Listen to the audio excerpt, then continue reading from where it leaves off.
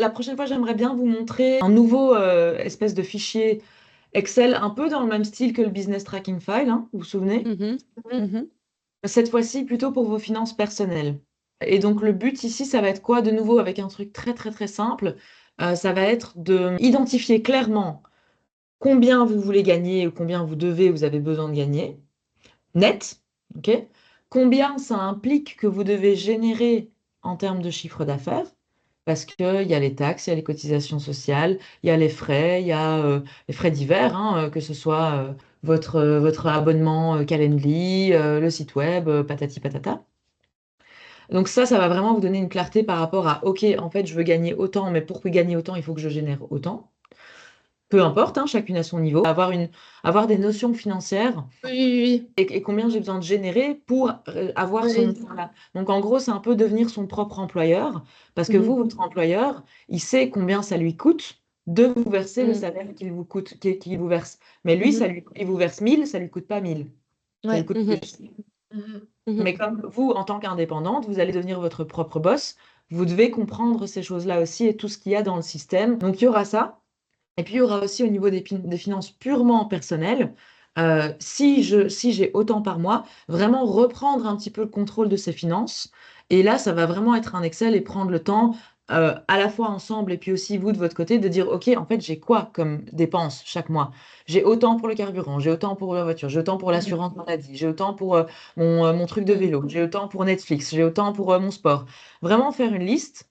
Pour autant, mhm, peut-être que vous l'avez déjà, auquel cas c'est très bien et on peut revoir.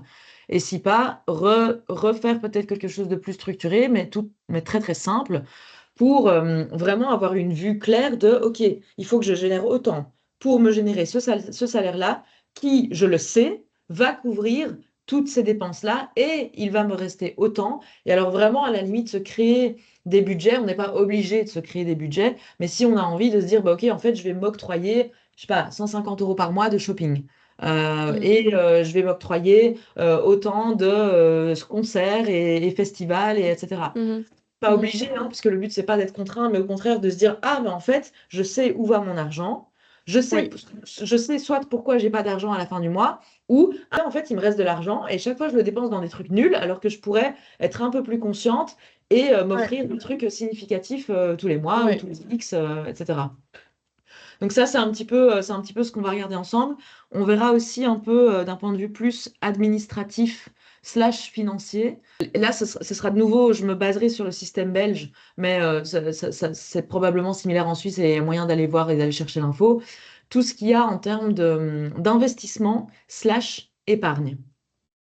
Ça veut dire, s'il vous reste, alors vous pouvez épargner en tant qu'indépendante, parce qu'il y a des choses qui sont intéressantes pour non seulement épargner, mais aussi gagner et payer moins de taxes. Je vous expliquerai un petit peu Mhm, tout ça.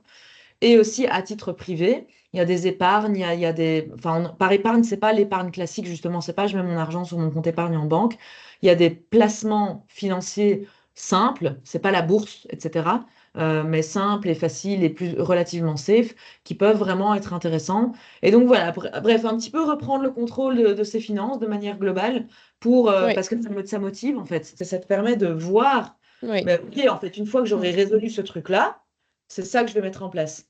Et Mhm, on navigue pas aveugle et on sait pas trop et on verra au moment même. Donc c'est cet équilibre entre le présent, mais aussi un peu la projection dans le futur aussi parce que ça permet. Le futur justifie le présent en fait quelque part, hein. mhm, mhm.